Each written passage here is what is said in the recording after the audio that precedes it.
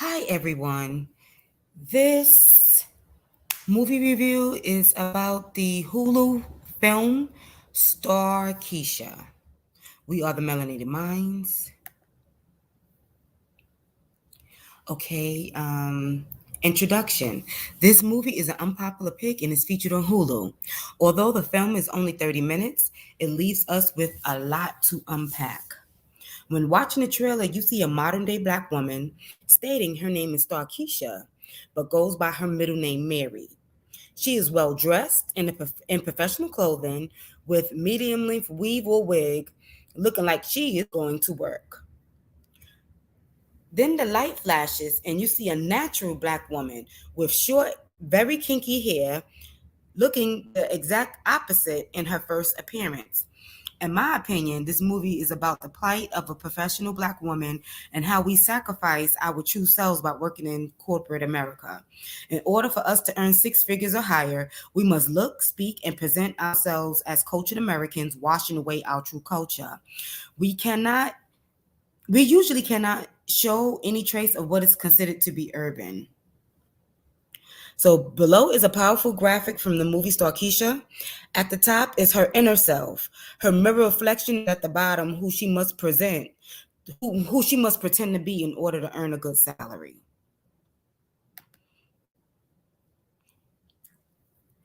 In gematria, StarKeisha is number 111, sharing properties with dark matter, Rubik's Cube, racist joke, Earth as art, solar flare, eye contact, and a Jewish law. The number 111 is necessary to open portals. It is considered a sign of enlightenment, representing self love, abundance, and good luck. This number is also a wonderful opportunity to expand.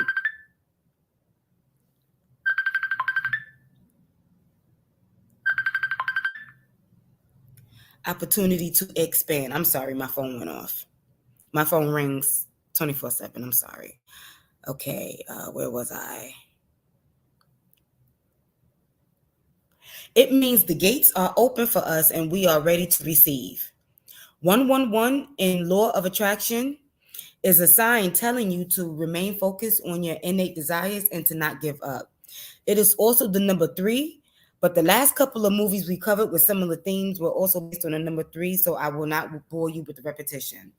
In the Urban Dictionary, StarKeisha means to punch the soul from another being's body. Notice it says beings and not humans. In English, the name StarKeisha means a celestial light of joy. We see that where this is going. They always tell, black people, oh, your name's is ghetto, your name's is urban. And then when you look it up, it's usually Arabic or it usually has very deep meanings and is very deep rooted in a lot of ancient languages that's older than English. So you can't really go by people's opinions. But in English, the name StarKeisha means a celestial light of joy. As the movie starts, we hear a common high note of a woman's singing voice as a black woman's leg steps out of a tub. They purposely make sure we hear the water while she grabs a light blue towel. This represents rebirth. The color light blue spiritually means spiritual power, spirit, and inner peace. Blue Tower in gematria is 115, which is also the number 7. 115 shares property with soul cycle, new normal, lower self, Freemasons, composite, occultism, atomic sun, and protect me. The number 7 symbolizes a person's inner wisdom, self-awareness, intuition, inner strength, and mysticism. It also represents an ideal of sorts where mind, body, and spirit are in alignment. This explains why 777 and 7777 are usually used along with 111 and 1111 to open portals. The number 7 symbolizes the bridge between the human world and the angels. Why did they use a blue towel? The color blue represents both the sky and the sea and is associated with open spaces, freedom, intuition, imagination, inspiration, and sensitivity. Blue also represents meanings of death, trust, loyalty, sincerity, wisdom, confidence, stability, faith, and intelligence. Blue towel is a clue for the birth of something new. The music continues to play, and it is definitely a neo soul type of vibe. As the woman continues to walk, she removes a few clothing items from a closet. The woman is narrating, stating her name is StarKeisha. She is an attractive black woman with cocoa-colored skin with shoulder-length weave wig. StarKeisha looks into the mirror, stating to call her by her middle name, Mary. She also practices giving compliments to the interviewer while sounding articulate and polite. A friend FaceTimes her, addressing StarKeisha as Mary. The friend compliments StarKeisha on her corporate look. The friend is a brown-skinned woman with an ethnic two ponytails with natural twists in the back. StarKeisha proceeds giving her friend details about the upcoming interview at an asset management firm. The friend reminds StarKeisha about the plans to open her own business. SK informs the friend being an entrepreneur is difficult and the asset management firms has longevity. They chat. The friend encourages SK to keep her professional voice, and SK falls to the ground while holding her phone. While SK is lying down, you hear a woman's voice calling, StarKeisha. SK is delusional and wants to be addressed as Mary. The voice reminds her that StarKeisha is who she really is. SK opens her eyes, not recognizing her surroundings. Spacesuit, one-piece outfit, and kinky afro. She yells if anyone can hear her and tries to seek a way out. She starts to cry into multiple mirrors of herself, yelling, I can't get a job looking like this. SK leans up against a mirrored wall and slides down to the ground, startled. She then yells, Hello! A woman's voice says very loudly, You will always be heard if you speak loud enough. SK yells, I have to get out of here, and I need my hair and clothes back. One of the reflections of herself remains seated and sassily says, Girl, stop. StarKeisha is asking, What is happening? And all of the surrounding mirrors is making her look like she's in a real life kaleidoscope. SK is looking for a way out. Whenever you see a kaleidoscope in a movie or a picture, it is symbolism for when the light is going into a kaleidoscope is life. The colors and geometrical shapes created through this are an individual's personality, their soul and being, which is where the beauty is found. This means StarKeisha's reflection that is having a conversation with her being is her soul. SK cries for someone to let her out, and her soul replies, You have to let yourself out. SK is standing up, and her soul is still sitting on the ground. The floor is yellow with gray triangle prints separating by each mirror, which is inside of gray rectangles on the floor and cream rectangles on the wall. Those colors were chosen for a reason. Spiritually, the color yellow symbolizes intellect, creativity, happiness, and the power of persuasion. It is also associated with being a coward. In healing, yellow is used to promote clear thinking. In auras, yellow signifies intellectual development for either material or spiritual ends. The spiritual meaning of a triangle represents manifestation, enlightenment, revelation, and a higher perspective. Gray is the color of intellect and compromise. It negotiates the distance between black and white. It is the color of intellect, knowledge, and wisdom. StarKeisha asks her reflection, How are you not doing what I'm doing? Her reflection replies, Because I am the real you. We see the reflection is really her soul or her higher self. The soul told StarKeisha to listen, and the real enemy is herself. In most cases, when discussing a person's soul or higher self, it is usually depicted by getting into a spaceship and as having an outer world experience. People are a universe within themselves. Our bodies are made up of stardust. The major organs correlate to the 9 planets. Even the structure of a cell has the same makeup as the universe. An older woman's voice announces, maybe you should look up. There is a black background with the white eye of Horus. StarKeisha stares, then sits down. She comes to the realization that she cannot jump high enough to get herself out. The older woman tells her not jumping high enough is better than not jumping at all. Her soul rolls her eyes. StarKeisha attempts to jump and attempts to let herself out of the box. The older woman instructs StarKeisha to be the magic. StarKeisha climbs to the top of the box and get out. She is no longer trapped.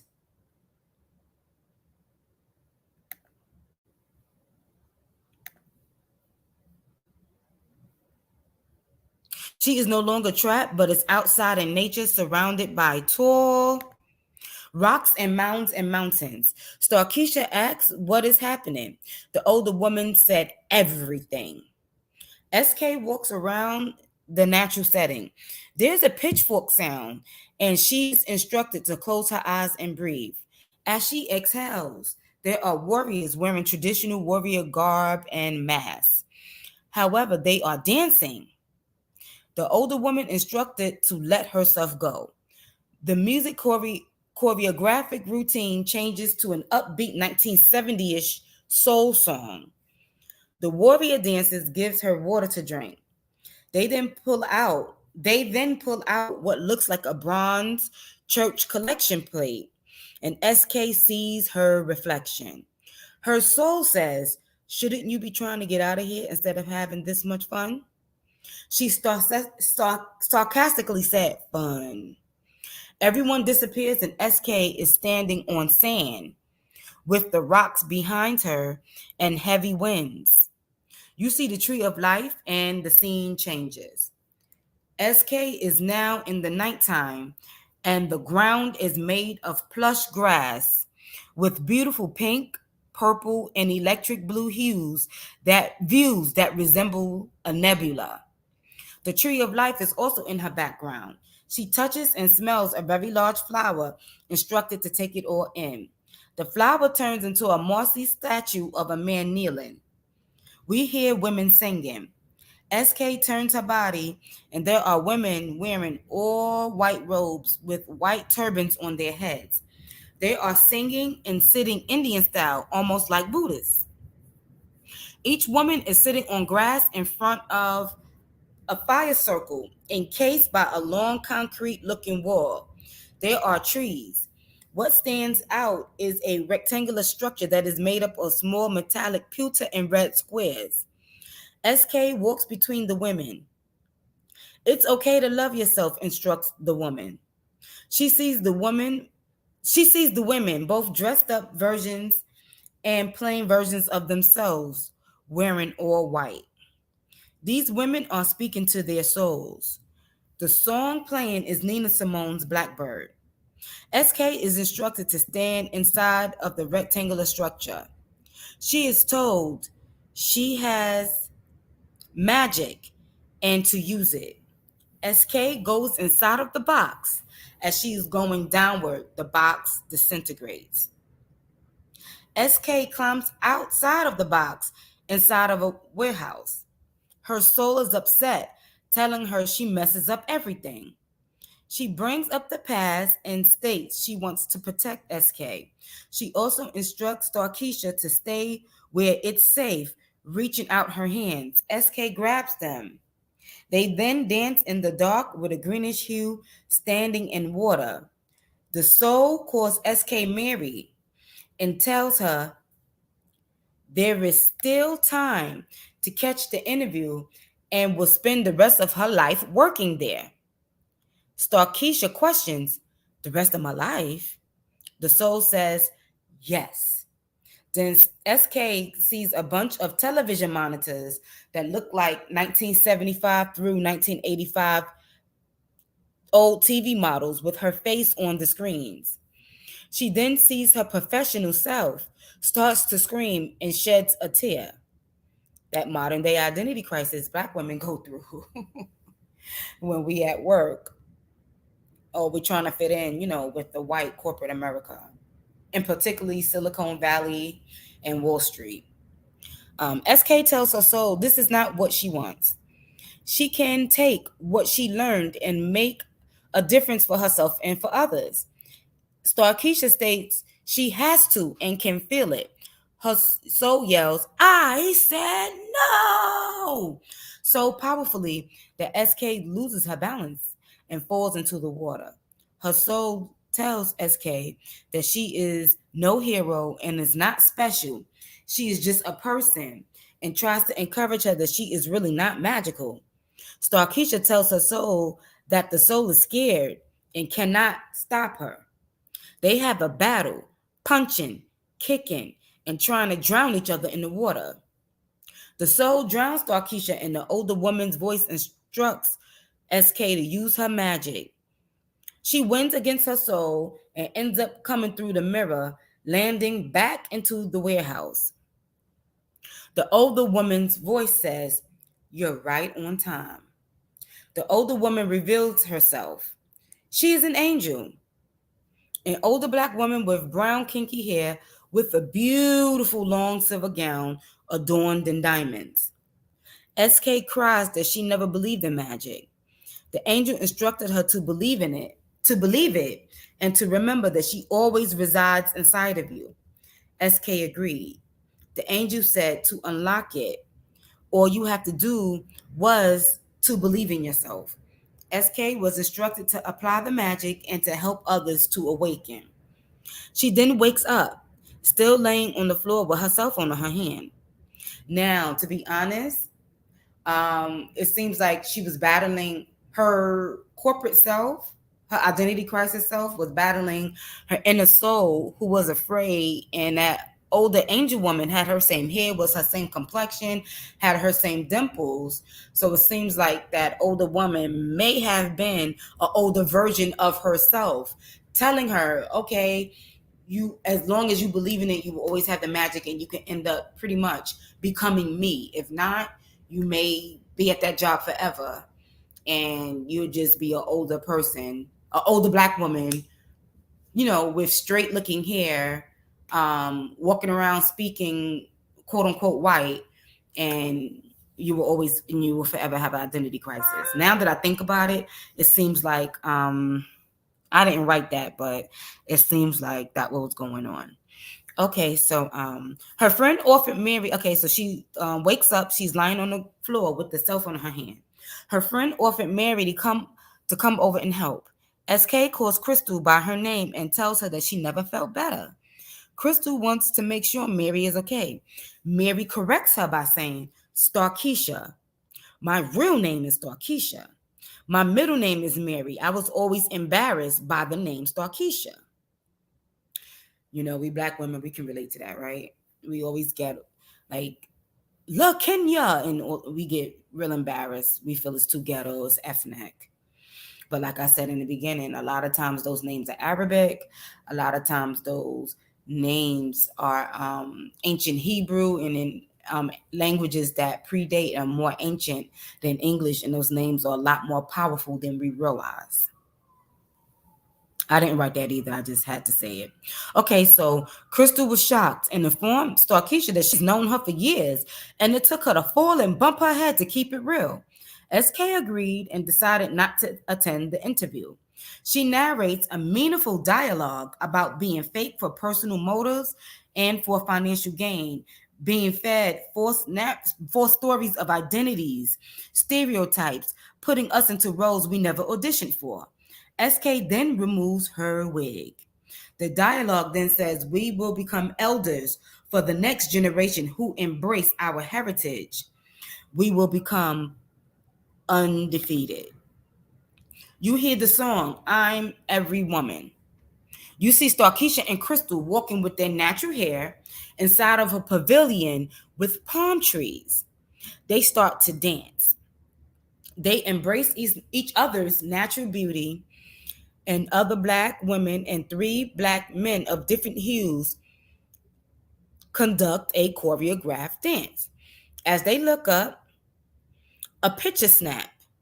It reads, Quarterly Stakeholder Magazine, 7 Most Daring Entrepreneurs of the Year. The key to StarKeisha Jenkins' magical empire. We see that number 7 again, right? So, like I said, and when you have the ones, you also have the sevens, and you need both of them to you need the ones to open the portal, and you need the 7 to keep the portal open, because the 1 and the 7s are the bridges between humanity and the angelic realm, which makes sense. So I meant to write more about the number 7. I was saving it to the end, and then, like I said, it's 3 black men, so it's the number 3 again. But most of the movies we've done so far is a big thing about the number 3, and being that this has a similar theme, so it's safe to say that anything dealing with the alternate universe and in the alternate reality, anything dealing with dimensions is always going to have 1s, 3s, and 7s inside of it. And I enjoyed this film. And then also, I would like to go back to what they said about the dialogue that says we will become the elders of the next generation who embrace our heritage. We will become undefeated. That meant a lot to me, because I just had a conversation. She's going to kill me for saying this, but I just had that conversation with someone who pride herself. I was born and raised in the South, and she's in her early 60s, and she has grandchildren and a great grandchild. And I hate to say it, but I know more about South Carolina's history and the Geechees, and because my mother's family has that same heritage, and I wasn't allowed to turn a certain age without knowing about our food, about our heritage. I had to learn how to it's some African stitch we had to learn before the age of 11 when you're making a quilt and things of that sort. So I decided not to have children, but if I did, I know my heritage. I know my history. I have information and knowledge to pass on.